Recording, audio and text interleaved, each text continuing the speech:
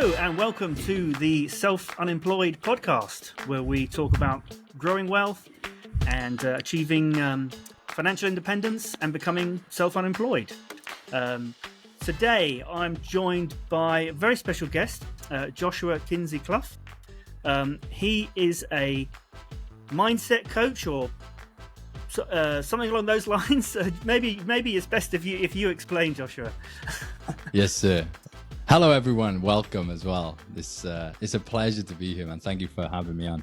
So, my name is Joshua Kinsey-Clough, and I'm a personal development coach, life coach, mindset mentor. The title is not as important as what it is I actually do. I essentially help people better understand themselves from an internal standpoint, understand the habits, beliefs, kind of roots that course through their mind that make up their reality and make up their identity. I help them strip that down, create the vision of who they truly would like to be, and then navigate the path to going from where they are to where they want to be. Yeah, it's all very interesting. Now, we've had a couple of long chats before, and I found what your sort of philosophy, which we're going to be getting into, really, really fascinating. And it sort of just overarches everything, really. No matter what you're trying to do in life, it applies, whether it's... well, and also I think what you highlight and what we're going to talk about is that you can't just focus on growing wealth. If you want to grow wealth, it can't be the only thing you do. You've got to focus on the other things, which you're going to talk about. But before we get into that, let's just tell us a little bit more about you and where your background and history. Where have you come from? What got you to where you are? So I was born in South Wales in a place called Bridgend. I lived in Wales till I was 7 years of age, and then I moved to Spain with my parents, which was interesting, moving to a foreign country where you know no one, where you're young, you're kind of still developing. At 7, you kind of reach the end of the initial development, but you're still in development. But it was a really exciting journey. We got to Spain, started school there. Within a year, I was fluent in Spanish and Catalan. Catalan is a dialect of the region that we lived in Spain. And I think just being a child immersed in that environment, you have one of two options. It's the whole sink or swim. And I feel I was very fortunate to have been in a position where I just absorbed and used everything that was given to me. And I think that came from being quite extroverted as a child as well. My parents never raised me to be quiet. It was instead like, to be open and free and vocal. So did the whole school. I left school at 16. I kind of got kicked out. A teacher didn't want me in school anymore. I was very disruptive. I was very disrespectful. I was quite naughty when I was younger. But I think it's because I was never academic. I knew what I wanted to do. I wanted to be a bodybuilder, and I wanted to own a gym, and I wanted to help people get fit and get in shape. And that was forever my vision. And that had been my vision for years. And I just had this, I know what I want to do. So come 16, I left school and I started to build a gym with my father. He basically said to me, like, what do you want to do? Do you want to go to school again? Or do you want to help me build this gym? And I was like, man, I'm in. That was around 16, 17. At 15 is when I started to like go to the gym and started to take my own fitness seriously. And the moment I kind of stepped into that environment, already having this vision of what I wanted to do, as soon as I stepped into that environment, I was like, this is it. This is it, man. Like I am at home. I remember I picked up some weights and I was like, Dad, I'm going to be the best. Like, I'm going to be I'm making it. This is like the first day in the gym, And I remember my dad's response, because it was like refreshing. He said, show me. Like, he didn't say how, he didn't say, but he was like, show me. And from that day, it was just full steam ahead. Yeah, man, I was more than motivated. I was determined. I knew It's like at 15, I knew that if I didn't stop, I'd get it. Like no matter what it was. Yeah. So you're quite lucky then, because I think for other people that sort of gets more stuck into the system, into the education system, and end up going to university and then getting a job and, you know, falling into the rat race, it's much more difficult to get out of, and maybe they never really have that passion. They're just going with the flow, you know. Whereas you actually sort of sounds like you found your purpose, your calling, that really you know, put a fire in your heart, which a lot of people don't find. So yeah, I guess we can talk about a bit more about that later, about how people can find that, because I think that comes into your philosophy, which maybe now we can get into. Wow, that's the beauty of the path, though. Like, I feel, you know, I believe in God. Like, I'm a believer in God, and I feel like your journey is forever leading you to your purpose. And like when I was younger, and I was like, I want to be a bodybuilder. I want to get in shape. I want to show people that anything is possible if you believe. That was my mindset at such a young age. It's like, I know it in my heart. Like, if I just hold on, they're laughing at me. They're telling me I can't. They think I'm silly. They think I'm stupid. These people don't want to be around me anymore. But if I hold on to this, and every day I show up, I know, I just trust that this is going to work out. And that, speaking of that journey, it's just like at that moment, that was my purpose. It was like this goal that I had. But as I've moved through life and I've navigated different goals, what I've come to kind of believe and hold as a truth in my heart is that each goal leads you to the next step at the journey. There is no end goal. The end goal, not to be morbid, but the end goal, the place we're all going to, is like death, right? That is the ultimate end for us all. And on the journey to purpose, meaning, and uncovering what it is that really sets your soul alight and brings you to a place of fulfillment, they're all just small goals that point you in a direction and course correct you as you grow and mature.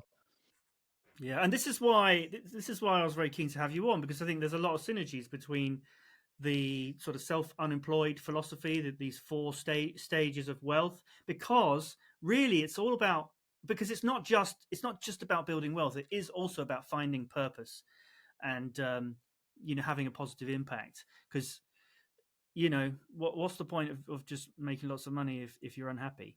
So there's got to be, but I do think that is a significant barrier.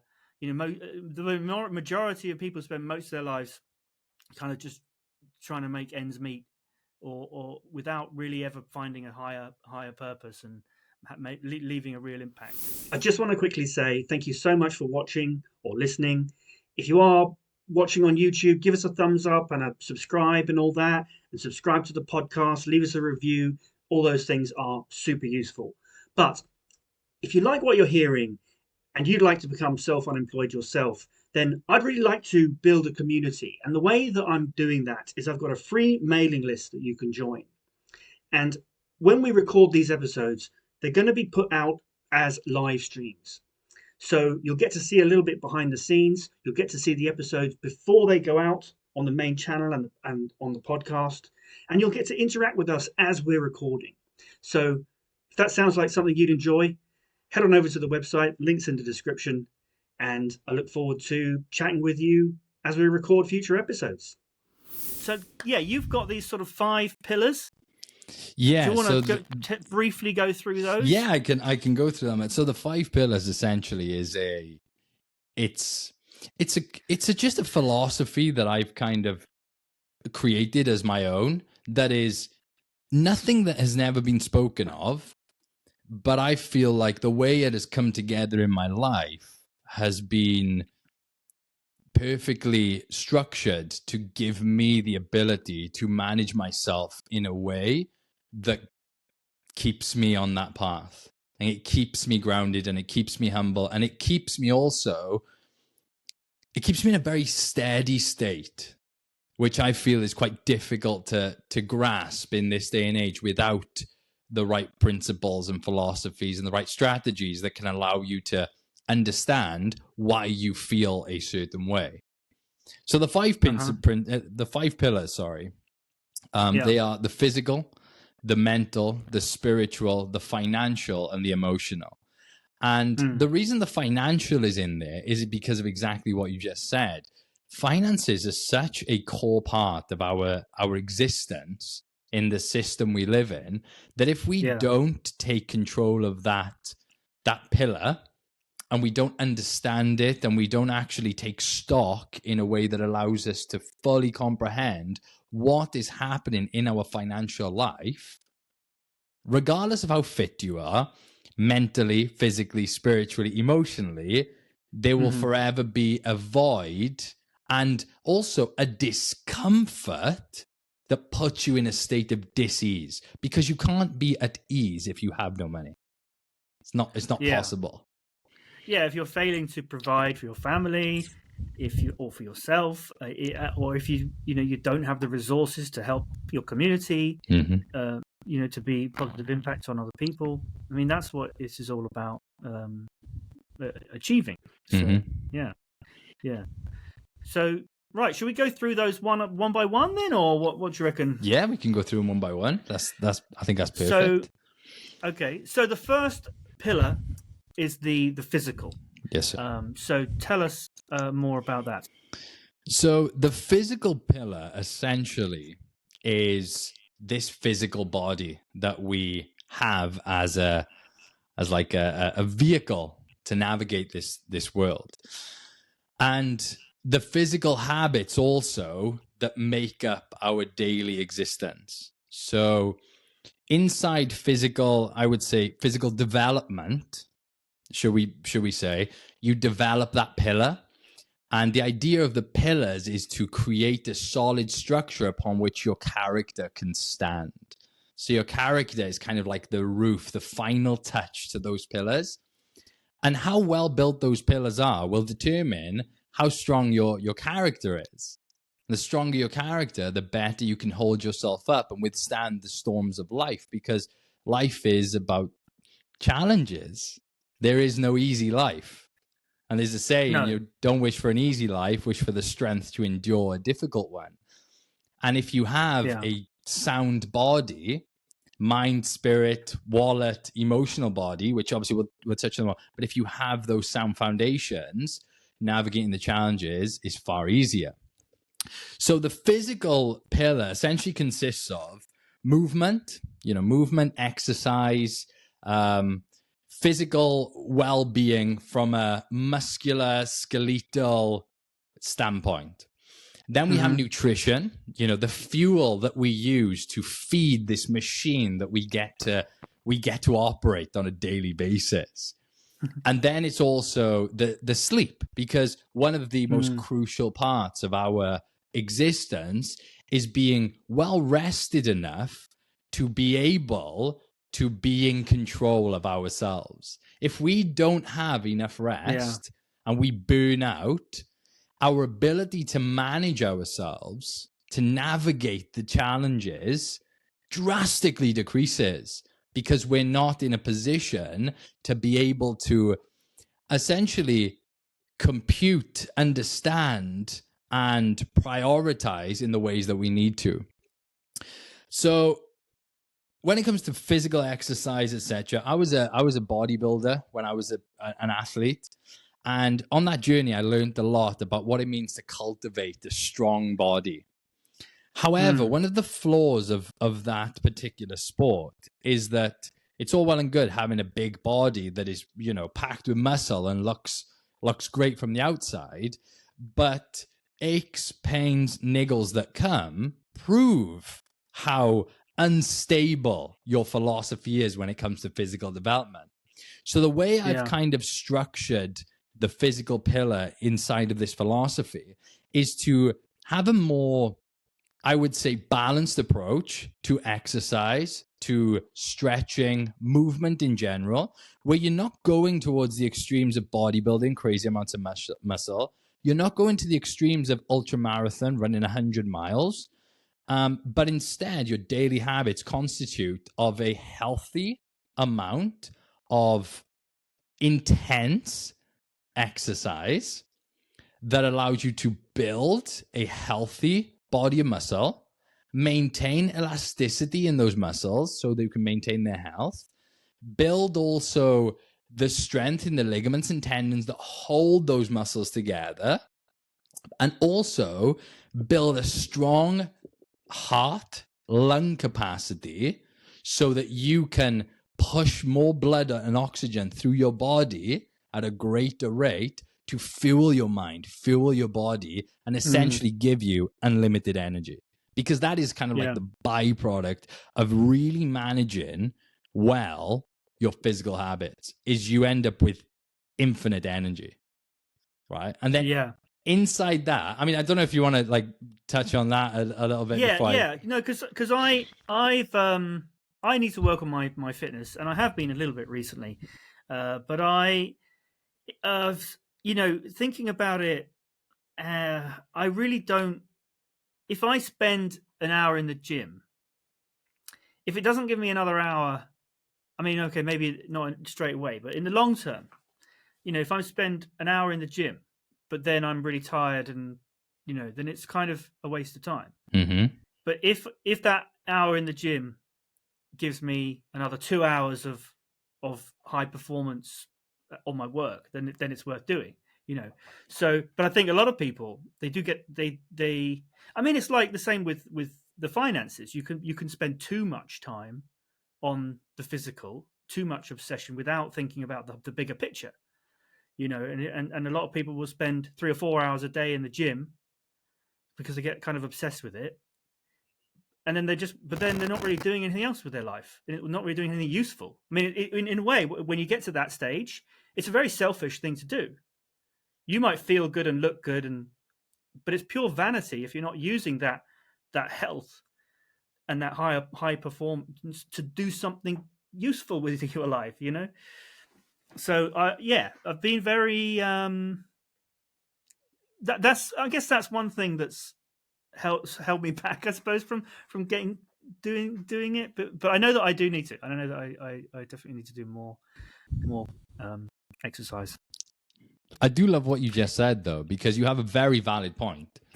And that is one of the reasons that the philosophy around the physical training has evolved in the way it has, because I have been the person that spends countless hours in the gym for vanity purposes and winning trophies and all this nonsense that essentially got me to a point of, it got me to this point of almost self-inflated, egocentric existence that was completely empty on the inside and served no purpose in my life. It was like, what have you been done? So that is a great point. But now we'll flip it for a moment, and I'll say, and what I will say to you is, okay, maybe not an hour, but how does 20 minutes sound, right? Number one. And maybe not tomorrow, but how does 20 minutes a day paired with the right nutrition habits without having to sacrifice everything, but getting you into a place where you are consuming enough of what you need to and still enjoying life in the ways that you like to, and setting up a sleep schedule that grants you all of those sleep tokens that you need to be at your best? And how about maybe you suffer more for 3 months than you would like to, but the payback after the 3 months is those extended days? Because we also have to take into account that in order to get to the place where we are like, right, I now have more energy, we do have to suffer a bit. In the same way, the person that doesn't know how to save money and spends all their money, they have to start saving money, for example, and they have to stop indulging in the ways they were. And that might be a bit painful for them at start because they're accustomed to this lifestyle of spend, spend, spend. But after 3 months of spending, they look at their bank account and they're like, man, I'm really grateful that I invested my energy into holding back the things I indulge in, because now I have something to show for it. I think it's the same with the investment in the gym and on your plate. It is that if you take 3 months now, you will be so much closer to that identity of the individual, the version of you that wakes up in the morning going, man, I feel good. That walks down the stairs and runs up the stairs and is like, I feel great. That has better sex, that has a better enjoyment of nature because they can hike a mountain. And instead of contemplating pain, they look around and go, what a view, beautiful tree, nice bird. This is incredible. So it's kind of like shifting that perspective as well to long term. What do I want to achieve? But also, where am I now? And if I can be honest with myself, can I really expect this to not suck for a bit? Yeah, no, you're right. Yeah, and it's interesting. There is a lot of parallels between that and building wealth, and like the first two phases of the self-unemployed philosophy for building wealth is like, first of all, stop money working against you, and that means making sacrifices because you've lived a lifestyle, you've lived beyond your means, and you've got in trouble. So now you've got to reverse that. That's going to be hard. In the same way that someone who has, got bad health is going to have to make sacrifices, make changes, which is going to be difficult. And then the phase two is about, once you've solved those problems, about slowly starting to get into good habits that can be sustained. Before then doing, phase three, which is then sort of really educating yourself, which I don't think, but I think, so it has a lot of parallels with phase 1 and 2. It's one of the reasons I'm really grateful to be on this podcast, though, because your philosophy on wealth, I know has so many crossovers to the principles that I kind of help the people I help with. Because essentially, there was a great samurai. His name was Miyamoto Musashi, and he had this saying, and it was, from one thing, learn 1,000 things, or from 1,000 things, learn one thing. And what he implies with that is that everything will teach you the same fundamentals. And then if you are wise enough to know how to transfer them, you will always be able to get by. Like, no matter what you do, the journey is the same journey. If you can endure a journey, you can reach a goal. The principles that got you from point A to point B will carry over to any other path you want. Because from one thing, you can learn 1,000 things that will always be relevant anywhere you go. And I think that is a reflection of the carryover here. And it carries over in all the other areas, all the other pillars. I mean, the financial pillar is essentially what you're saying, which is beautiful. But the fundamentals of each thing are the same. But it's knowing what to look for, as in terms of knowing how to find the areas in which you're leaking out, so that you can plug those holes and then start to manage yourself according to your goals. So you were saying earlier that that as well as the physical world, nutrition as well as exercise, nutrition is really important, and also sleep.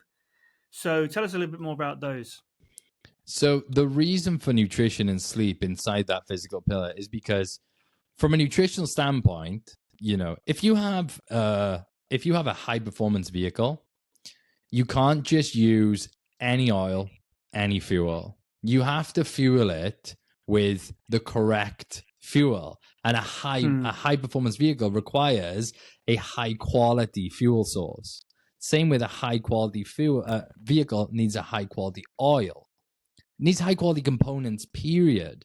So from the standpoint of nutrition, if we're fueling this body, and this body is giving us in return the ability to navigate this life that we're living, and it's allowing us to compute, to use our minds. Every time we think, we use calories, we use energy, But the calories that we put into our body, some people, they look at it like calories in, calories out. If you eat more than you should, you'll get fat. If you eat less than you should, you'll get skinnier. Great. But that isn't necessarily 100% true, because the quality of the nutrients that fuel your body also have a massive impact on your ability to utilize your brain and utilize your body. And if you really want to, I mean, you know, on the topic of wealth, if you really want to generate ideas that are going to allow you to build something that will fuel your bank account, your financial life with abundance, you have to be a well-oiled V8. Like, you can't just be a chitty chitty bang bang and expect to produce these high-end results. Because how we show up in our daily lives is a direct reflection of how we treat ourselves. So when you consume the right fats, for example, the right proteins, they lubricate the mind, and the mind becomes more clear. The energy then increases, so your energy levels increase. And when your energy levels are higher, you suffer less with depression, you suffer less with brain fog, you suffer less with the crashes midday. You know, most people think that this way of riding the energetic days is like this, but it should be this. This should be normal. Having a stable energy level. It's just occurred to me there's another huge parallel between, well, nutrition and wealth, in the sense that we don't learn anything about this in school. The system doesn't teach us anything about this, almost to the point where it's suspiciously like they maybe don't want us to know. It's not that they've just forgotten. I don't know. It's weird, isn't it? I mean, it's weird if you think the world wants you to be your best. But if you look at the evidence, not to be a conspiracy theorist, by the way, but if you look at the evidence, the reason I have taken it upon myself to self-educate and learn about how I can be my best is because nothing in this world is geared up to make me my best. So if I don't take control of me being my best, and I learn the ways in which I can do that, and I learn how to direct my attention, my focus, which we'll touch on with the mental in a moment, and I learn to direct my energy, raise my vibration, raise my energy, and direct it in the direction of my goals, my personal destination, no one is going to come and save me and help me. I can't ask for a handout because no one's going to give it to me. So do I think it's weird? I don't think it's weird. I just think it's obvious. Well, when you look at it like that, when you because, you know, at school and stuff, we don't learn anything about nutrition. We're just told, go to the supermarket and then you see what's available. And okay, it's possible to get a good diet, but it's hard. You know, most of the stuff is heavily processed, and you know, so it's really hard. But it's the same with the financial. Yeah, man, it's so all hard. Yeah, there's easy ways to invest, and they make these products available, but they don't tell us about them at school, or you know, push them to it, or explain why it's so good, or you know, the power of it. You know. And that is the same with nutrition. Like, nutrition doesn't have to be complicated. You don't need to eat a lot of food, and you don't need to eat a lot of different foods. You just need to know what foods to eat, and then you need to just have moderation when it comes to consuming them, and also pay attention to how you feel when you're first figuring out how you're navigating your nutritional kind of lifestyle, to know when is the best time for you to consume food. Because your body will give you so much feedback if you pay attention to it. And it will tell you, at this point of the day, give me something. At this point of the day, give me something. At this point of the day, don't. Like, if you keep giving me something here, we're going to keep on experiencing this dip or this lull or this brain fog. So, like, paying attention, having that feedback, and then nourishing your body accordingly it's like, man, it's like a drug. Like, everyone looks for this, like, quick fix. How can I be better? How can you be better? Eat better, exercise more, sleep well, and you will skyrocket. You become a superhero, man. You become superhuman, because most humans are so accustomed to this poor managed state of existence that the moment you start to take control of these physical habits and you really start to action them, you start to stand out because people are like, dude, like not only do you look different, but like you feel different. You know, like the energy you carry is just different because they sense that they're lacking something. They're like, man, I feel tired, and this guy's like on it all the time. So when I was paying more attention to my health recently and nutrition, I got an app that sort of I put in everything that I eat and it tracks, and it tells you how much. And I realized then how difficult it is to get like the right amount of protein, and how difficult it is to keep the amount of fat down, at least for my diet. So is that typical though? It's like, or is that just me? No, you just said a key word there. You said keep the fat down. Well, yeah, but I mean, I know you want to have a certain amount, and fat's probably not as bad as carbs and things like that, but you still want it. You don't want it to be like double the amount that you should be having. No, you don't want it to be double the amount you should be having. Certainly not. But I think it's easier when you simplify things. Yeah. So let's just, for example, just to give you an example, say, for example, you limited yourself to eating chicken, eggs, red meat, white fish, oily fish, vegetables, fruit, nuts, right? And then carbohydrates, you had rice and maybe some sourdough bread, like just to give you something that you, right? You just limit yourself to that. Use those ingredients for a few days and tell me how hard it is to go over consuming your fats. It won't be. But when we're consuming food, so it is me then. It is my habit. It's not you. This is the thing. It's not you. It is the way things are kind of built. You look at the ingredient, not just the ingredients. Let's put ingredients to the side. We look at the macronutrients in most of the foods that most people would pick up and just consume on a regular basis. And look at the breakdown. Like protein, dead. Carbs, mid or high. Fat, mid or high, depending on how they wanted to balance it. Right? So if you go around consuming those types of foods and you don't fuel yourself with the right ingredients, then it will be extremely difficult to get enough protein and not overconsume the other stuff. But when you break it down, make it simple and just like, right, let's simplify this, it becomes a lot easier to manage. And like simplicity is the key. You know, so why then is it so hard to get a balanced diet? Why is it so hard to get enough protein? And I mean, is it because like it's more expensive, generally speaking, and then so they tend to skip it out in the manufacturing process and make it more expensive? Is that? I think because protein isn't as palatable.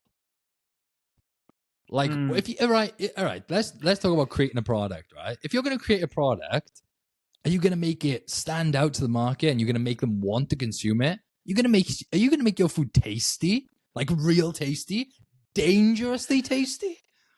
Or are you going to make it healthy? Right? And you can find a balance between the two.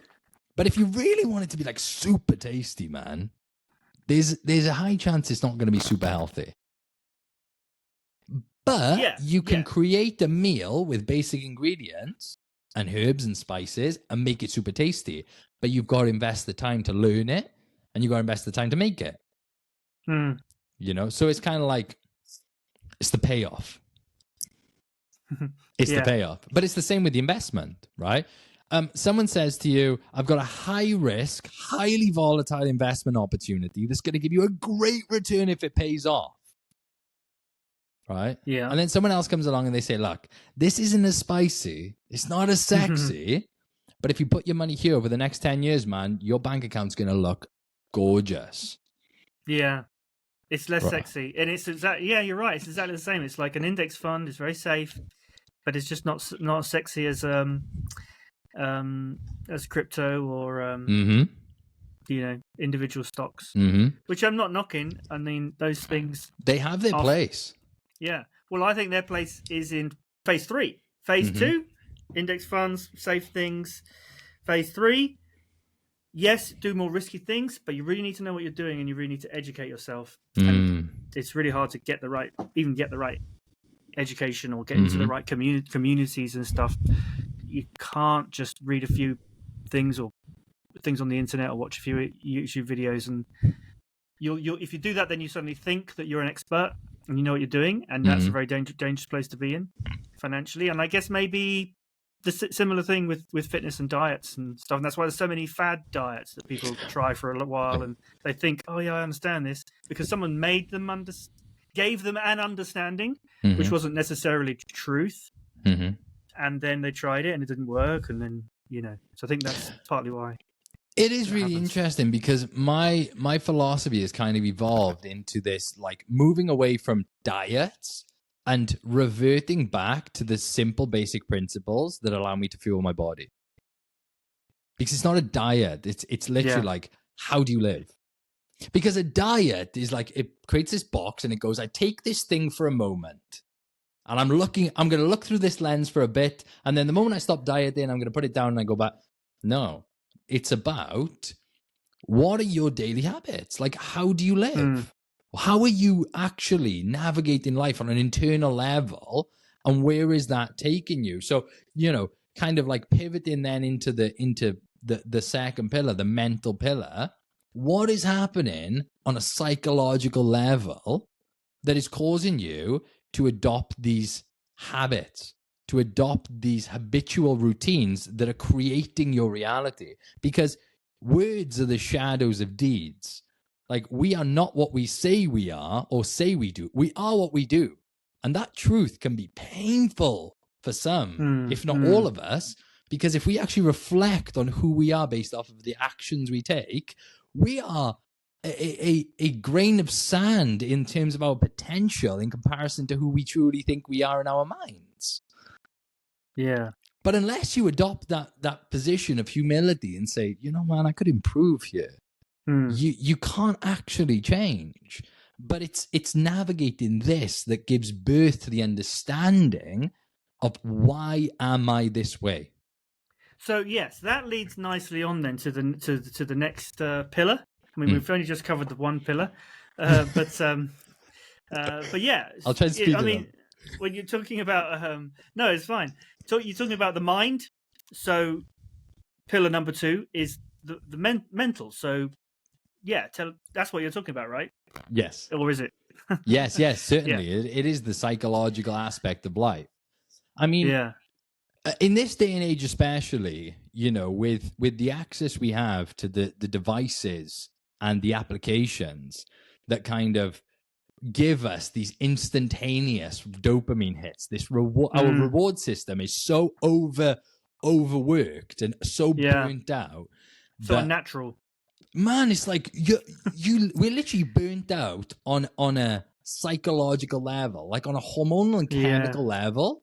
Our dopamine systems are like, they go in skits in our minds, because we're constantly like TikTok, boom, boom, boom, boom, boom, boom, boom, boom. Dude, that ain't good. And what it causes then as well is, it causes this kind of like this habitual state of being in the mind, where the mind goes, I want my 5-second reward. I want my 5-second reward. I want my 5-second reward. I want my 5-second reward. So then when you have to do a task for 5 minutes, you're in pain. Let alone 15, let alone 50, let alone 5 hours. You're just in constant state of pain. I know exactly what you mean. And that is a brief, that is the surface of an iceberg. That is the subconscious mind, because we are rarely aware of these things. We drift into these kind of limbo states where we navigate life on autopilot, and it is all a byproduct of the subconscious beliefs that have been conjured up through our experience and have created these networks that bind us to an identity that is not aligned with truth, but instead with experience. Right? So our identity then is formed by our past and by what we're told. And we no longer think about that. Yeah. We no longer use our minds to break free from ourselves, but instead we quiet our minds with the noise and the entertainment so that that noise doesn't drive us insane. But what happens is we don't look to our nature.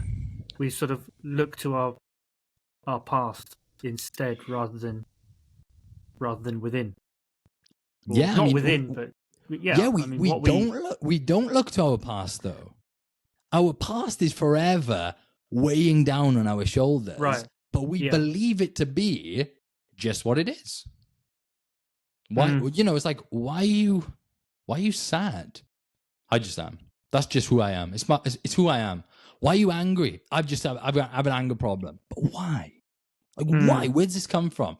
And that kind of ties into the emotional. So we'll touch on that a bit later.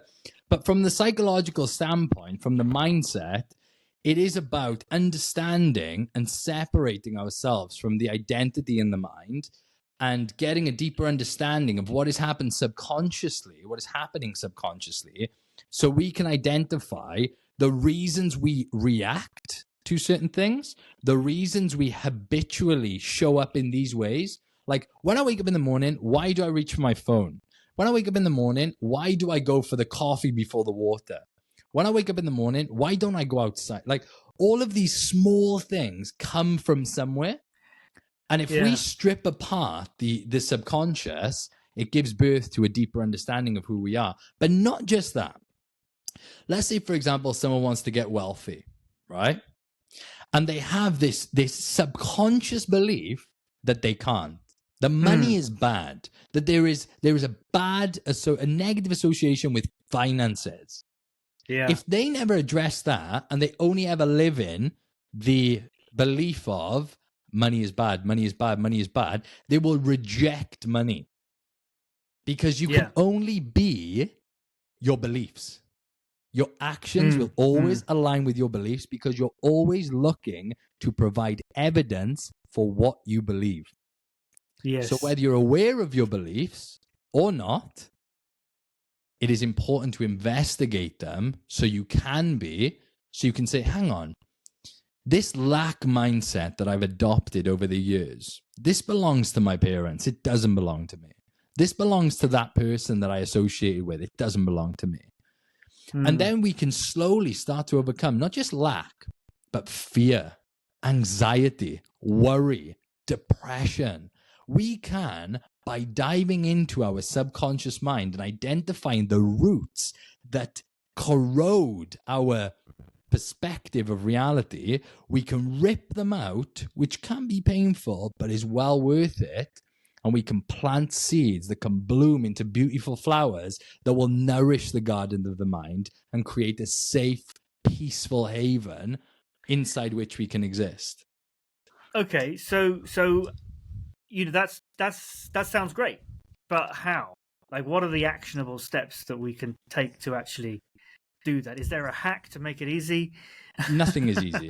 I mean, no. easy. In my opinion, easy doesn't exist. Well, I mean, we're going to touch on the spiritual pillar next, which will give birth to something as well. Because you know, as part of my philosophy, there is something in the spiritual that kind of gives birth to this piece as well, right? But in terms of the journey of understanding the subconscious mind, it's a lot of the time it's about asking the right questions.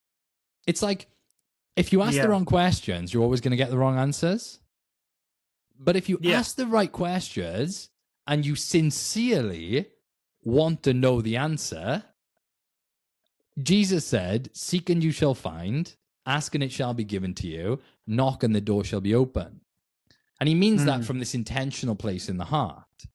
You know, he's the master philosopher. This intentional place in the heart, as in, if you ask the question with sincerity, you'll find an answer. Now, be weary of the truth, be aware of the truth, because as much as it will save you, first it may burn you. Because truth hurts. You know? Yeah. So, but again, though, going back to trying to get something actionable out of this, what do you mean by questions? What should we be asking ourselves? And what do you mean? Do you mean literally asking ourselves, or is Well, I this mean, a more a deeper? great way to uncover who you are on a subconscious level is, I mean, therapy is a great way, right? Finding a good therapist is a Yeah, great way yeah, to engage in a dialect, in a conversation that prompts and probes and gives birth to curiosity, yeah. right? Another way is journaling. Journaling is a Mm, great way. If you have a safe space and you have an open book and you can be vulnerable and honest with yourself and you allow yourself to write with no judgment, you will give birth to what is happening inside. Another way is pausing, like giving yourself space to pause between an action and a response. For example, something occurs in your life and fear mm, is elicited. If you stop and ask the question, why do I feel this? Where has this come from? Where is this coming from? What is the root of this emotion? What is the root of this feeling? And you give it time, you will bring something up because it does rise eventually. So yeah. there are actionable ways to kind of start navigating that question of why, but also start simple. Like, a great way to start would be, if you're afraid of taking a step in a new direction, of asking yourself, like, why am I afraid? And then 7 whys will lead you towards a truth. Like, why am I Right. afraid? Because I don't want to fail. Why? Because I'm afraid people will make fun of me. Why? Because if they make fun of me, it's going to make me feel small, and it's going to make me feel weak, and it's going to make me feel sad. Why? Yeah, well, that's interesting because I don't know. There's a business concept called the 5 whys, Interesting. which is a very obviously the same thing where you say, okay, the customer didn't get this on time. Why? Because the driver was delayed. Why was the driver delayed? Because he didn't have the right information. Why didn't he have the right information? And you go down 5, and then you actually apply resources to fixing all 5 of those whys. It could be maybe you need to train someone better. Maybe you need to improve the system. Maybe you need to whatever. And if you do a little bit to fix every one of those 5 whys, then you think things should get better. So why 7? Because I've heard of it as. Because you've heard of 5. Yeah. I mean, you could keep going forever. No, but you can't. I suppose, because yeah. if Eventually you just get because it is. Yeah. If you keep going forever, it means you're either like diverting the why, or you've arrived at the conclusion and you're still looking for more. Yeah. But I find that 7 is like you can't really pass 7. Right. You'll always get there. You'll always find the answer within 7 whys. I found that within 7 whys, you'll find the answer to pretty much any question you ask. Like as long as you're honest. You have to be honest with every why along the way. Exactly. Yeah. When I say answer, I mean like the truth. The truth. Not what you want to be truth, but the actual truth. Yeah. Like, the answer to someone's question, like, for example, someone says, I'm always angry. Why? I don't know. No, come on. Let's dig. Why are you angry? Why are you angry? And if they're able to let that guard down for a moment, there is such a high chance that the question to follow will be, because I'm sad. I'll be, why?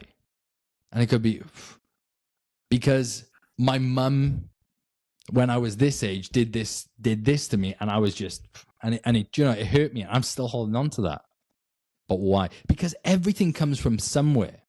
Yeah. And I'm not saying that everyone has to dive this deep, right? It's like, again, what I'm saying, none of it is it's all just my own philosophy and things that have helped me navigate my own life.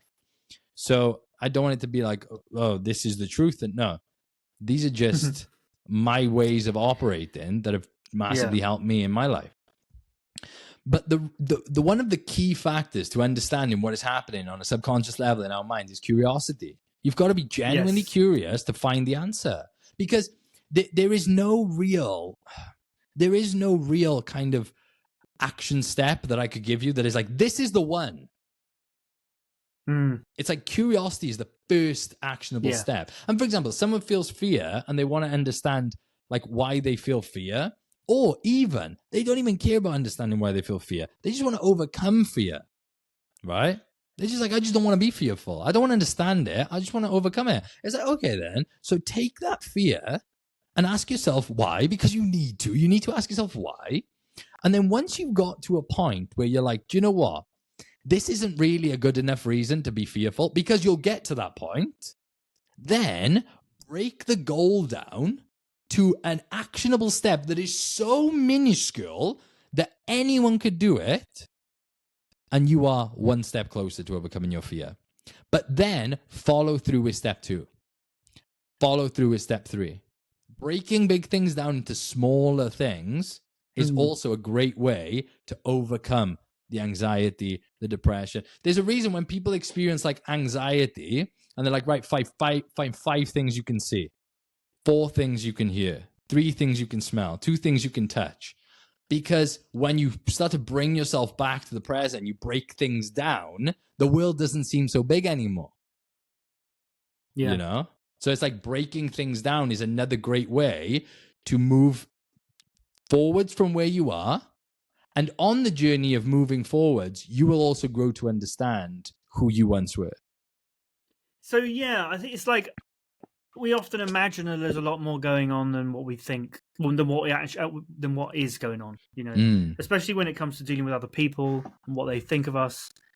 You know, I think a lot of anxiety comes from imagining that people are thinking bad things about you when actually they're not thinking about you at all. They're thinking about themselves. And this kind of like, this will merge perfectly into like the spiritual side of things for me. Because one of the greatest things that has ever happened to me in my life is like, I found Christ, I found God. And the biggest lesson that I've learned from Christ is that we are not the main character in our journeys. God is. And the moment we assume that posture of humility and let go of being the main character, and our work starts to reflect our Father God, and we start to glorify him instead of glorifying ourselves, there is no room for anxiety, because God is the priority. When we hold ourselves up, go on, please. This is going to sound strange, but this reminds me of the movie of the movie Die Hard. Because go on. I think I might have told you about this, but anyway, I actually do another podcast called Fiction Hack with a friend of mine who's a writer. And we analyze movies and TV shows and things. Well, he does, and I just sit there and I'm amazed at how smart he is. But anyway, we were talking about Die Hard, and everyone thinks, oh yeah, the main character, the protagonist in Die Hard is the Bruce Willis character. But actually it's not. Because he doesn't make anything happen. Everything happens to him, right? So he's not the protagonist of the film, even though he's the main character, the point of view character. The actual main character, the protagonist, is the Alan Rickman character, the bad guy. He's the one making things happen. So I guess that you talking about how we're not the main character in our lives. It's actually God. That reminded me of that explanation of Die Hard. Does that make sense? Yeah, no, certainly, man. Do you know what? And I think it's like we are the main character. Okay, we're not the protagonist of our lives. Is what you're saying. Yes, and then to turn that right. Yeah. So to talk on Die Hard. So imagine that bad guy is the devil, right? Now look at it.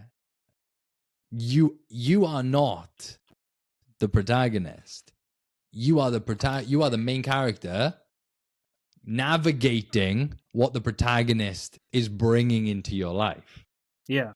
And who you worship will reflect the story, the narrative, the challenges, the obstacles, the experience. Yeah. Human beings, we are born, we are made to worship, right? And if we don't find God, we will look for other things to worship. Now, when we live this like self-centered, ego-centered state of existence, we worship ourselves. I lived in a state of existence when I was bodybuilding, where I was very self-centered. I wasn't a bad man, but I was self-centered. I worshipped myself, and I wanted others to worship me. Yeah. Then I arrive at a place where I'm like, where God's saying to me, let it go. Like, this is never going to fulfill you. You'll never find fulfillment here. And I heard that, and I was like, okay, I trust that. But I didn't have a relationship with God then. I just trusted that I needed to let something go. And then for 3 years after that, 3 or 4 years, I was really lost because I no longer worshiped myself, but I no longer had anything that I worshipped. And so I was very lost. And my life was chaotic because nothing was keeping me grounded.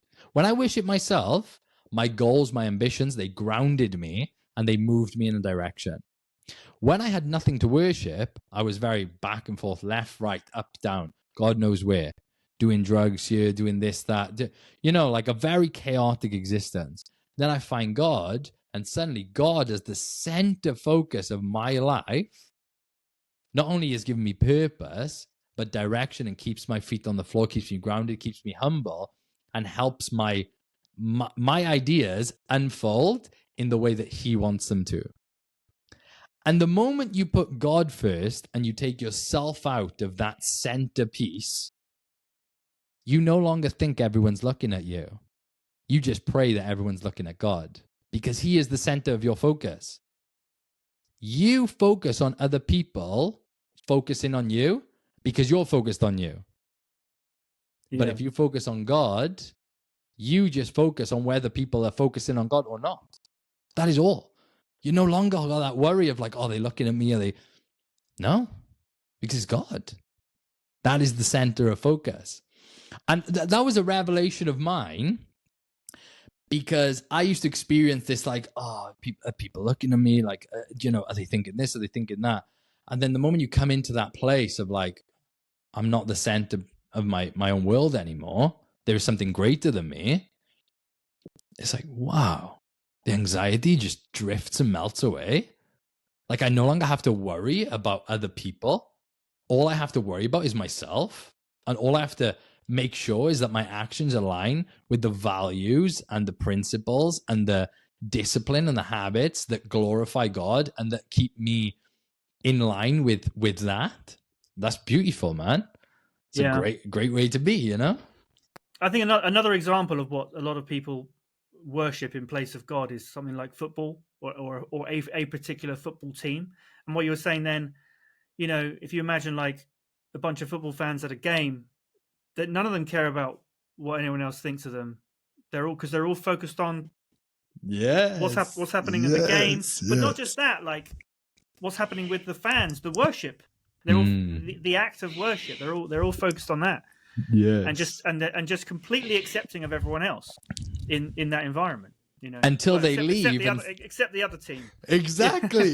So until they leave, and then someone speaks against their God, and now they're prepared to go to war. Which is kind of the same thing that happens with an individual that is self-focused. Someone says something bad against them. They want to go to war. And I think a lot of people have lots of gods. They might be like that at the weekend, and then they have their work, and then their ideas about fitness, or some, you know, and anyone says anything to criticize or against any one of those things. Politics, you know, has that, elicits those kind of reactions, whereas we all need to sort of chill out, really. We do. Well, it's like chill out and tolerate. God gives tolerance, man. God gives me tolerance, I tell you that. But that's a beautiful thing as well. Like tolerance is a fantastic thing. Like how can we have open conversations with different perspectives if we can't tolerate each other's perspective?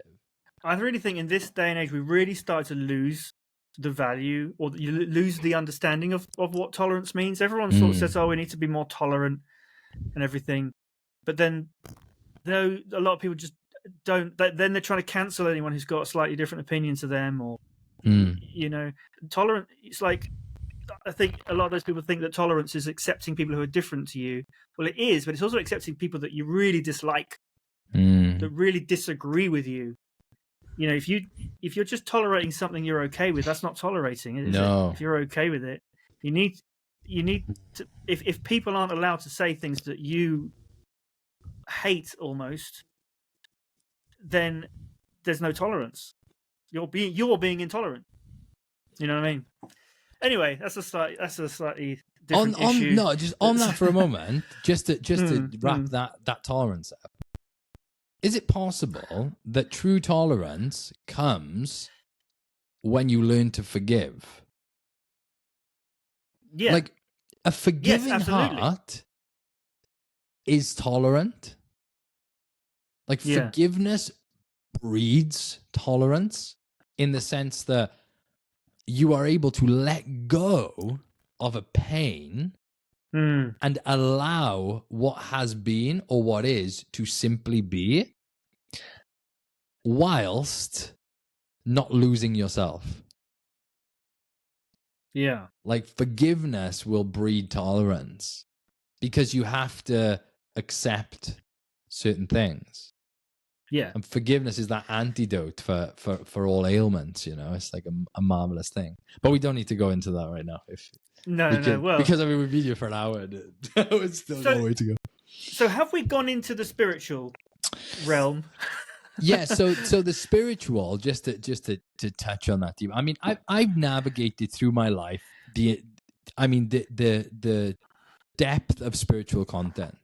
At one point I followed the universe. I was into numbers and all these different things, tarot. I've navigated that world extremely deeply. I've read, I've read Muslim, Hindu scriptures. I've read a lot about Buddhism and Taoism. I spent a year just meditating and writing about my experience and understanding how the mind works, how to calm the mind, how to control the mind, how to cultivate a monk mind. And through all of that journey into like the spiritual side of life, it isn't until I found Christ that I realized there is a God-shaped void in my heart that must be filled with only one thing, that nothing else fills that void. And it can't be intellectualized either. You can't intellectualize God. But the spiritual practices that are kind of part of the pillar are prayer, meditation, stillness, quiet, reading the word of God, or whatever word that is for you. Like, it doesn't have to be like, my beliefs are of a Christian nature, and I believe that there is one true God. I don't deny the existence of other gods, but I believe there is one true God. And he has proved himself to me in so many ways that, man, I could cry, It's amazing. So reading the Bible, but if that's the Quran, if that, whatever you need to do for you, where you are on your journey, but give yourself up for something greater than you. Yeah. But is it okay if that thing is a football team? Or is that missing the point of life? No, you're missing the point. Yeah. Because that's what I think. Because that's another thing. This isn't about glorifying other humans. Like, we are not to be glorified. Well, everything should be about finding truth. Truth. Amen. And eventually, if we go down the path of spiritual practice and leaning into seeking the truth, understanding our spiritual nature, understanding our nature as individuals that require worship, and we cultivate spaces where we find peace, stillness, and silence, we will eventually be met with that essence that is undeniable. So that is essentially what that entails. So my story is I grew up as a Christian, and I was a devout Christian for a long time, but I've had doubts, and I've sort of came to the conclusion that you can't be 100% certain of anything, and that I think we always we always like want to. It's like when someone says, "Do you believe in God?" Well, define believe. Like, because what if I think? What if I don't have a? What if I have a non-binary view of belief? Like, it's not I believe or I don't. It's like, well, there's a 60%. I think there's a roughly 60% chance. You know, is that so? 40% believe, or 60% believe, 40% don't. Or, you know, something like that. And that's actually, I don't know. That seems very rare, but I've started to think like that because I just can't be sure. Do you know what I mean? Yeah, I completely understand where you're coming from. And I think a lot of people may find themselves in that place. But firstly, on belief, believing is seeing. Seeing is not believing. We see what we believe, and then we only believe what we see. Right? Okay. So going back to the mental, our beliefs, right? Our beliefs are a byproduct of what we've seen, what we've heard, what people have told us. But we see what we believe. We have control over what we believe. And if we give time and opportunity to the right things and believe in them, we will see. And once we see, we no longer believe. We know.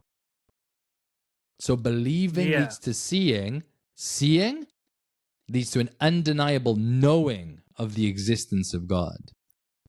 But I thought what you were getting at there when you said believing isn't seeing, seeing is believing, or the other, whatever it was, that you were saying that we only see, we sort of choose to see what confirms what we believe. And correct. And we're blind to what questions it. Indeed, because we will forever look for evidence to prove ourselves right. Yeah. So you see, but then that doesn't that undermine the search for truth? No, because the curious mind, the true truth seeker relinquishes and constantly contends with his own beliefs to assure that he assumes a humble posture so that he can change his beliefs to align with truth. The true truth seeker. Yeah. That is a difference to the person that says, I want the truth, and then they have a biased opinion towards their own beliefs. Because there's a difference between a truth and the truth. Me and my partner in our relationship, we have this thing that what we do is we say, we don't want to be right, we just want the truth. When we're having a discussion, I don't want to be right, you don't want to be right, we want the truth. Yeah. And once the truth comes out, we both go, that's the truth. Thank you for the conversation. Thank you for communicating with me. Yeah. And that's how we need to live our lives. Like we need to constantly question our beliefs in order to, you know, because as soon as you take one step down the wrong road, if you're not prepared to consider that it is the wrong road, you're only going to go further and further down the wrong road. Amen to that, man. I thought my God was drugs at one point in my life. And that belief led me to a darkness that, one, I'm grateful for because it's given me an understanding of the depths to which we can kind of fall in this life. But two, it also made me lose several years of my life that I won't get back. So choose your God wisely. Make sure that whatever you are worshiping is leading you at least to peace and truth. Like eventually, if you seek truth with your heart and you mean it, you'll find it. If you are humble enough to accept the truth when it meets you, you will transform. There will be an inevitable metamorphosis that happens, and you will grow into a higher version of yourself. But you have to be humble enough to accept it when it comes. Like every conversation that I have, man, I mean, even before this podcast, right? I was praying and I said, God, like, allow me to be my best. Allow me to show up my best, but also allow me to be humble enough to adopt any truth that is spoken to me. because I don't want to be right. I want to be true, man. That's glorious. That's beautiful. Yeah. You know, so yeah, that's okay. Good. Yeah. Well, look. So, so the next stage, the next pillar is financial, which is one that is a little bit. I mean, we could go on for a long time about that, but yes, the next pillar is financial, which is what this podcast is supposed to be about. Yes, sir. So, tell us more about how that fits in with your 5 pillars. So, the 5 pillars are essentially the 5 pillars of personal power. That is kind of what is manifested as a byproduct is, I believe, they are the key to attaining personal power, like actual control over yourself. And the financial aspect of life is crucial in terms of mastery if you want that level of control over your own life. Like, without it, you can't. You could, and I've tried it, you can try and abandon the system, and you can try and be just a freewheeler and kind of navigate your life with no money, and you will not be happy. It's not possible. It's not possible to find fulfillment. And number 2, you know, there's actually a book about that by what's the guy who wrote 1984? George Orwell. George Orwell. Yeah. Is it George Down Orwell. and Out in Paris and London? No, it's called Keep the Aspidistra Flying. I'll have to read that. It's about this like writer who struggles to make any money writing. That he starts to sort of believe that he doesn't actually want money. That he thinks money's evil and stupid, and it's the system and everything. It's interesting book. Yeah, I do like. But that is it. Yeah, you can't live that way because no. And secondly, no, you can't live that way and have any impact on anyone. If you wanted to go and live in the mountains and just, forage, and you could sustain yourself, but you wouldn't be able to have any kind of meaningful impact on anyone else's life. But what a selfish existence! Yeah, exactly. Yeah. What a selfish way to exist, where I don't want to hang around with anybody. I don't want to know anybody. I just want to fend for myself, dude. That's really interesting, because a lot of time people who are wealthy get accused of being selfish and greedy, or they think, they must have been greedy in order to become wealthy. But it's like, when you take it to the other extreme, it's that's very selfish and greedy too. I would say, like, I don't want to offend anyone, but I mean, offense is never given, it's taken first and foremost. And I don't believe the type of people that that are this way inclined give much time to podcasts, to be honest. No, but they're not really thinkers. Do you know, like, people that don't have a job? Like, they don't have a job, not because they are pursuing something, not because they are trying to build something, not because they are trying to have impact, but they don't have a job because it's easier to just get funded by the government, right? That is so selfish, man. Yeah. That is such a, like, it's, there are individuals in the world that they do need support and they do need help. And I pray to God one day to be able to aid those people in some way, because that is part of my mission, in a sense. And to be honest, creating the 5 pillars also has those people in mind, because I want to see how to help the world grow, help individuals grow. But to live the selfish existence of not trying to get as much money as you can to have a massive impact, right, and being the opposite, and I'll just take what I'm given and I'll just sit down and watch telly and eat crisps.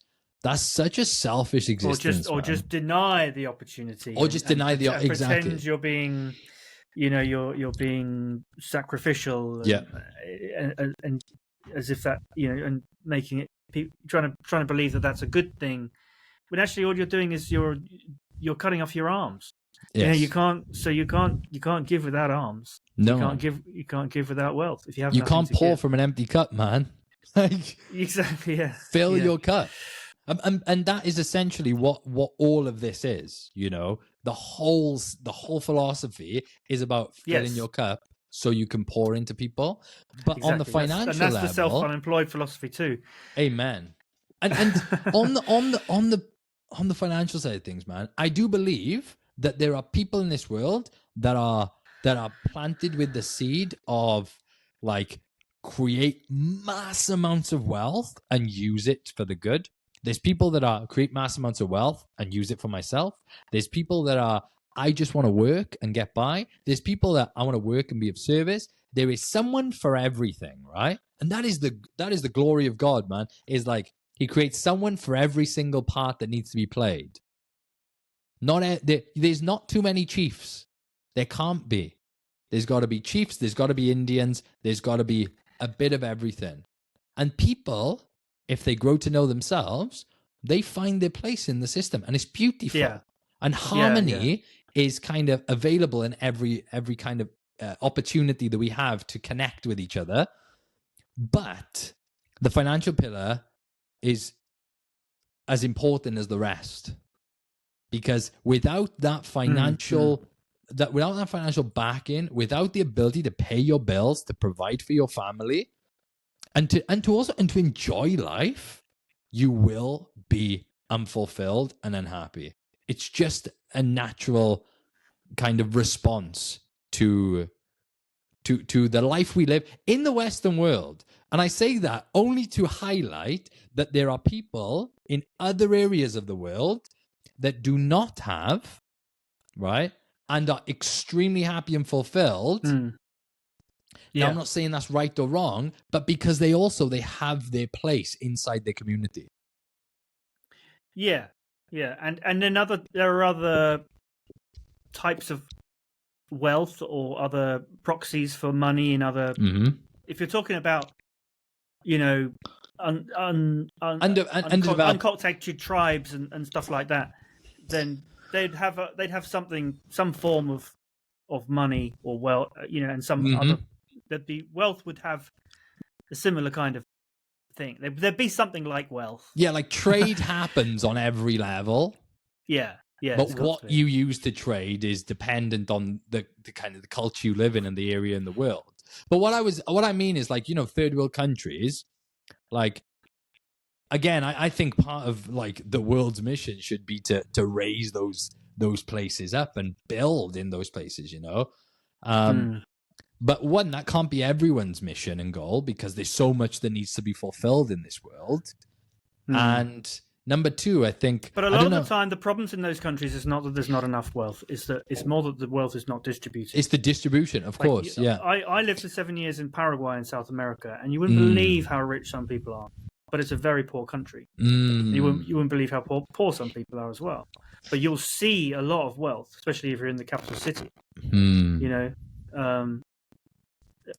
It's just more extremes in poorer countries, and it's down to the politics and the corruption and how things are.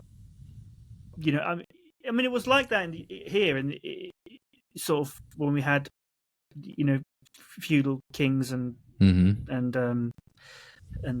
landowners, and then peasant farmers. There was a much more extreme distribution of wealth, or extreme lack of distribution of wealth. Yeah, like an extreme divide of wealth. Yeah. And things, I think, are moving in the wrong direction a little bit here, and it's getting to the point where it's becoming a problem. But it has. We've been lucky. It's been good for a long time. I think we're blessed, man. I think it's partly because of the two world wars just really leveled things. Socially, and there was so much to do that everyone got on with it. Everyone built wealth for themselves, and there was plenty to go around. It didn't get unevenly distributed because But on this financial pillar, I would like to know what is your philosophy on the financial pillar of life? Because I mean, essentially, that's what this podcast is aimed towards. Which I think is so good, man. Honestly, I really think the world needs something like this, like more than ever. But what is yours? I want to know what your. Well, so there's the four phases of wealth. The first phase is to sort of stop money working against you. If you've had a poor relationship with money, then you may find yourself in debt, and that could be a situation that's spiraling out of control. And there are people in that situation. So phase 1 is getting out of that situation if you can. Phase 2 is to start. Once you're out of that, you've got a better relationship with money. It's about building habits to sort of start making investments. It doesn't matter if you're not able to invest huge amounts. It's more about building the habits of investing something, because that over time, as you might find you can invest a little bit more and more and more. You can build wealth. So things like pensions and ISAs, making sure you use those things. And there's a lot of people out there who will just talk about phase 1 and phase 1 and 2. There's something called the FIRE movement, which is all about just saving money, investing as much as you can, living below your means, investing the rest, and and investing in things like index funds and stuff like that. And that's phase 2. And a lot of people never come out of phase 2. That's fine. Phase 3 and 4 is not for everyone, because in phase 3, you can take on things that are a bit more risky or a lot more risky, but you're only gonna do that if you educate yourself about those particular forms of investing, like property. It could be analyzing, and investing in individual stocks and shares rather than index funds or ETFs and other things that are more diversified.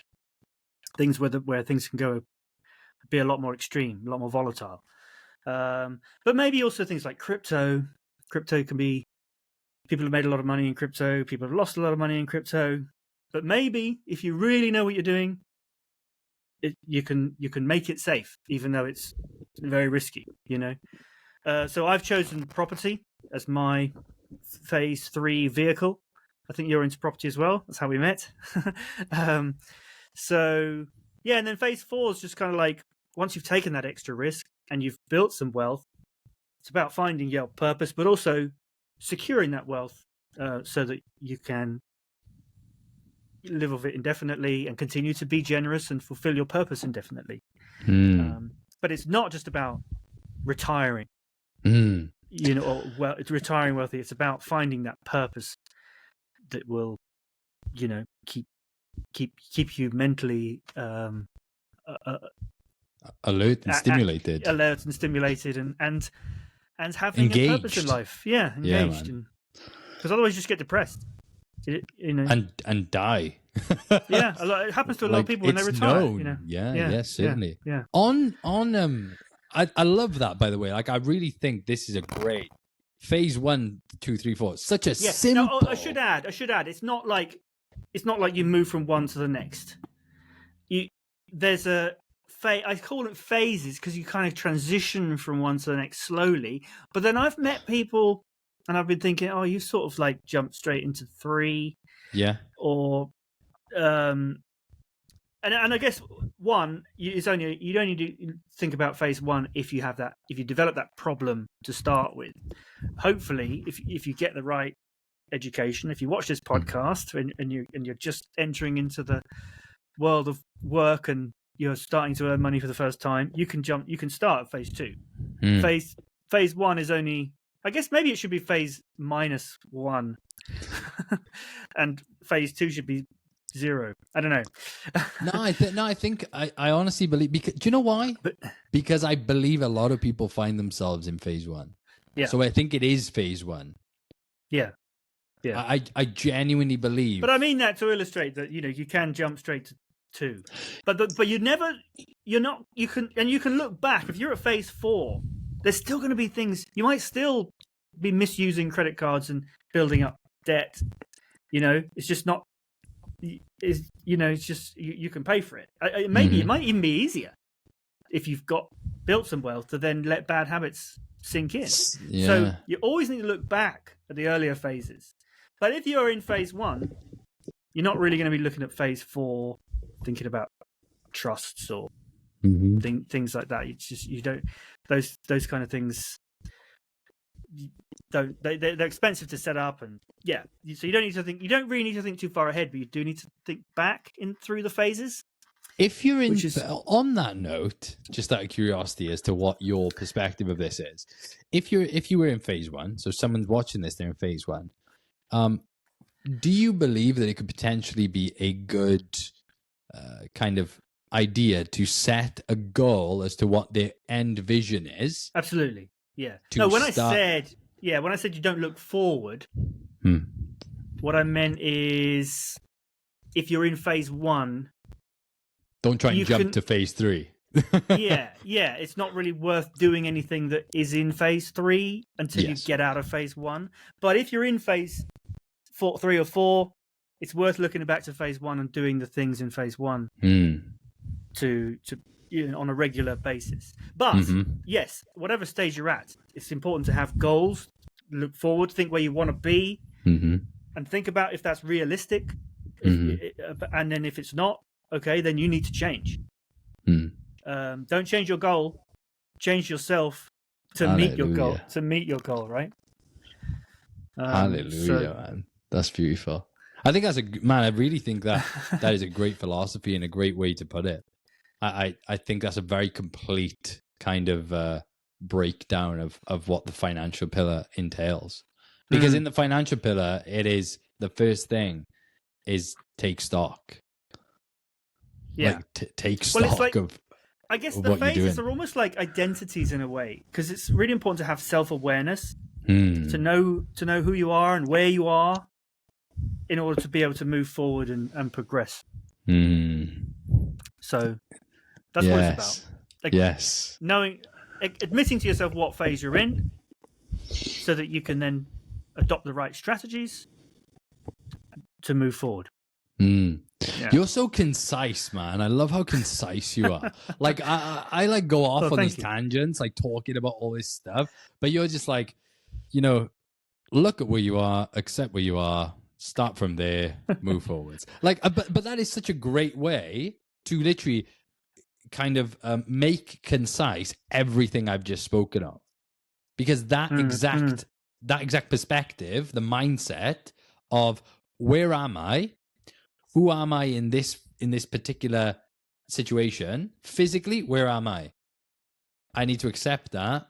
Where am I going? But what do I need to start doing today? Yeah. And that breakdown it applies to everything. And I love how concise you've made that, because it's really, I think being concise is very important, and I'm terrible at it.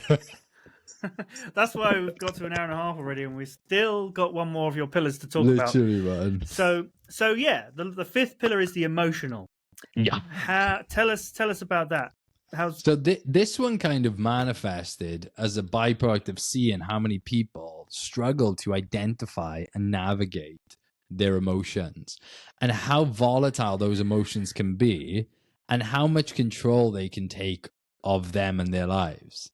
Like how reactive people can be simply because they don't understand what they're going through in their emotional body can be so sabotaging to a lot of their progress and to some of their relationships, to a lot of their life, And to get an understanding, a deep understanding of our emotions, the way our emotions manifest in our bodies, and how we can utilize our emotions to create, to focus, to redirect that energy to create something new and to overcome, I think is super powerful, super powerful. Emotions are funny things, aren't they? Because they're kind of like temporary beliefs in a way. You might, if you get angry, I mean, if you think logically about whatever it is you're angry about, you probably just calm down. But just in that moment when your emotions run high, we can really be forced to be, or not forced, but it can lead us to be really irrational. Emotions are like filters. They filter the truth. They place a lens over the truth and cause us to see a distorted reality. Yeah. And so if we don't understand that, that can be really, really damaging to our life in general. It can jeopardize so many good things. And I think it's so sad to see that happen, how relationships can be destroyed by emotion when they never needed to, because so many people can make irrational, as you said, decisions that can cost them everything. And the emotions, okay, let's take this to finances because we're on a wealth podcast. Your emotions, you have to know how to navigate them and how to truly control them when it comes to making financial decisions as well. Making financial decisions based off of emotion can cost you everything. But it's the same with physical decisions. If you're sad and you go and eat a tub of ice cream and every day you're sad, in the end you know what your future's going to be. And you're sad because your health is bad and you're overweight. Then you're just making it worse. Yeah. So it's having the grace to understand your emotions, finding the space to be present with your emotions, and then giving birth to an understanding of your emotions is the key to being able to truly control them and not allow them to be you, but simply an inevitable part of you. Like, we're all going to be angry, we're all going to be sad, we're all going to be anxious, or we're all going to experience these different, even happiness. Like, some people can become so happy that they make irrational decisions. Yeah, that's I'll true give as well. away all my money because I've had a great day. And then tomorrow I'm sad because I got no money. Yeah. So it's not just the negative ones; it's the positive ones as well. And myself being like I ADHD, like I'm a hypersensitive person. So the world of emotions has been a very rocky road for me navigating it, and I think that's one of the reasons it grew into my philosophy, is because I started to notice in my life the areas in which my emotions were governing a lot of my decisions, and I needed to take control of that. And I thank God that I did, because... So how did you take control of your emotions? Just give us a quick something, a takeaway. What's a... I suppose it's a big question. It's a massive question, man. But first of all, it's learning to understand your emotions when they come. So, for example, when you get angry, right? It's like identifying anger and then identifying that this anger is a mechanism for something. I feel insecure, so I'm angry. Right? I feel insecure at this moment. When I was younger, I used to fight all the time, right?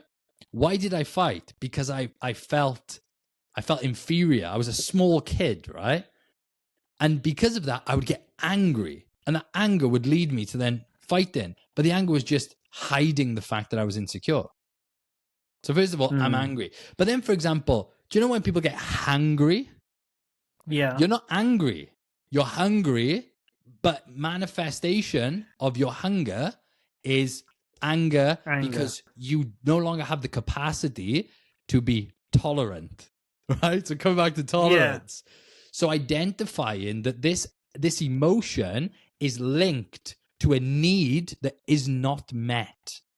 Yeah. Is one of the keys to understanding your emotions. It's like, what needs of mine aren't being met that are causing me to manifest these emotions? And it gives birth to that deeper understanding of the self and how we must treat ourselves in order to fulfill our needs, so we become less emotional towards the world. If I get up in the morning and I go for a run or I go to the gym, I have more tolerance for the day, and my cup is fuller to pour into other people's because I've fulfilled one of my core needs. If I don't go to the gym, I don't go running, I don't do that for several days, now I become a bit more resentful when I have to cater for other people. So what is that resentment? It's a need not being met, right? Yeah.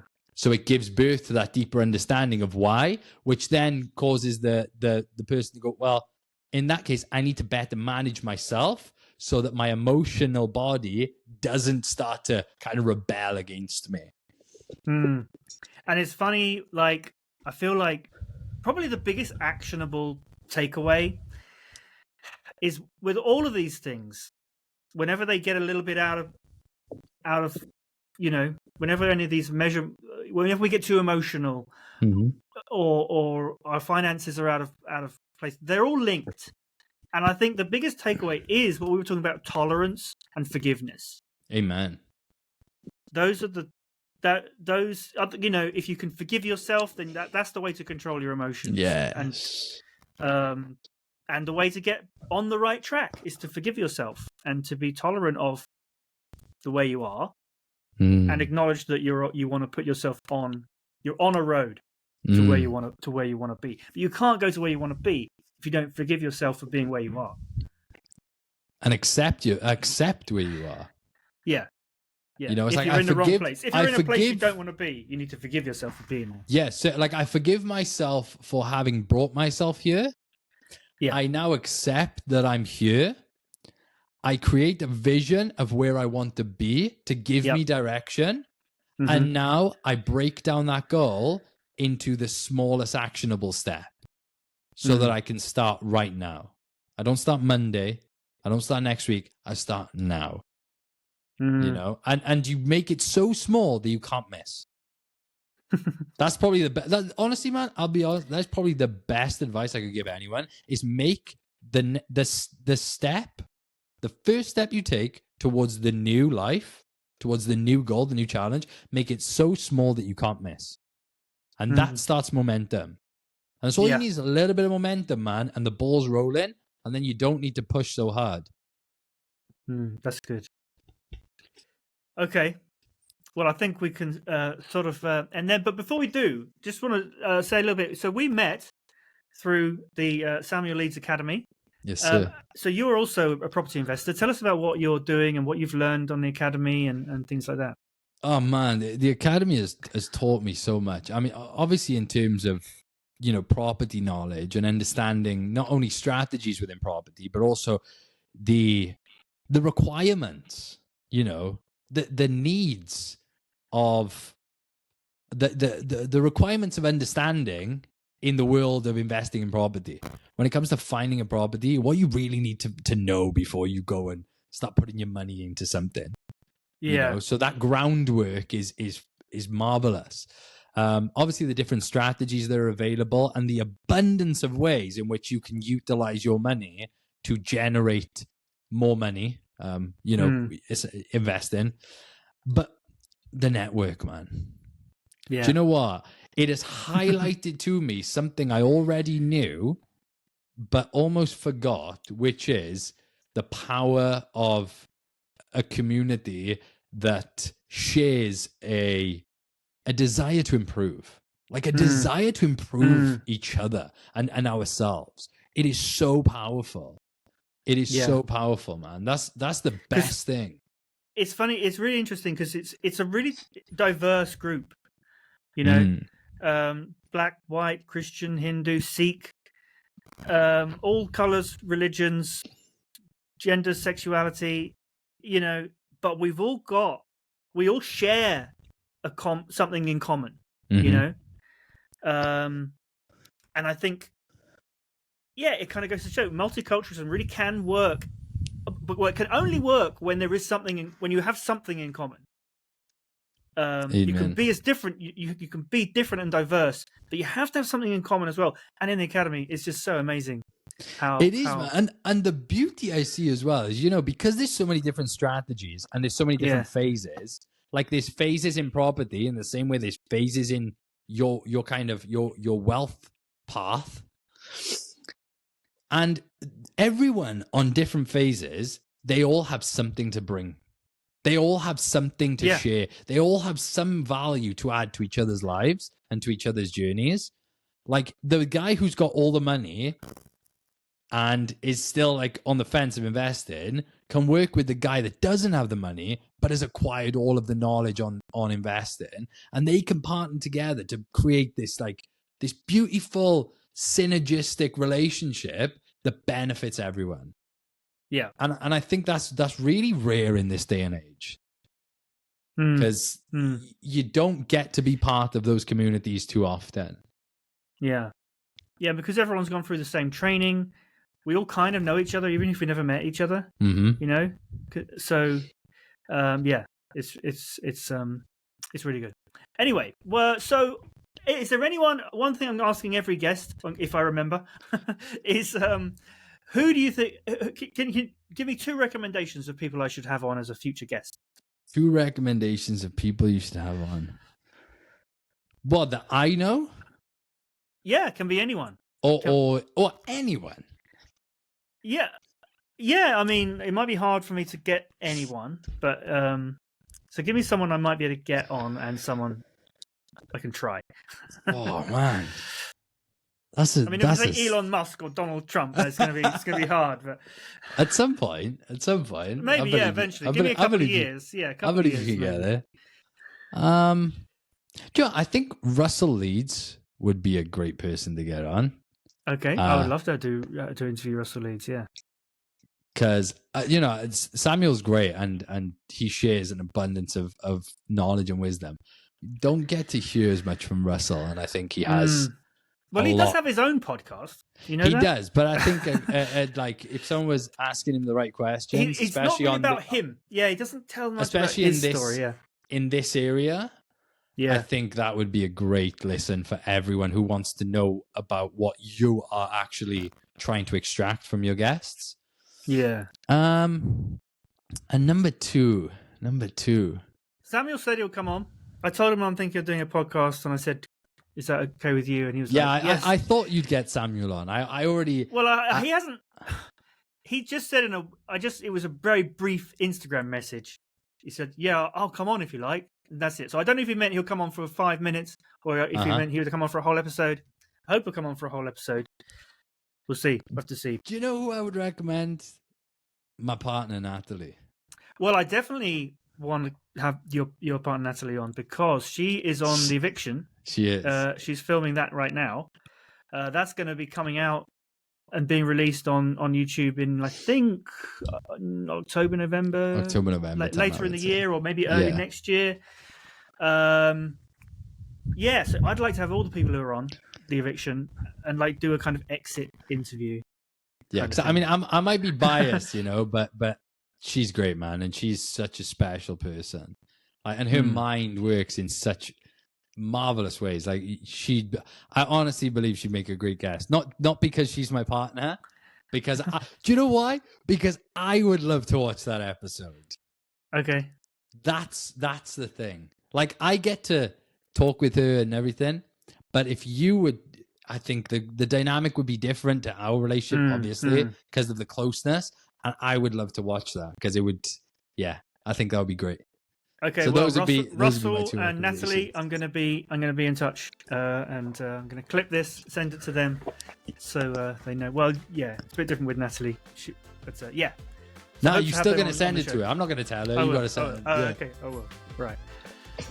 Great. So just before we go, then, where can people find you if they want to hear more about you and what you do and how you help people? So I'm on Instagram. I'm Joshua Kinsey-Clough on Instagram. I will admit I have been dead on there for quite some time, but there is going to be a resurgence on there of content, and I'm building the website as we speak. So my services will be easily accessible. But feel free to reach out to me on Instagram. I do my best to reply to every message that comes my way. Great. That's going to be the best place. Okay. Well, with that, thank you very much for coming on, and thank you everyone for watching, and we'll see you next time. Hallelujah.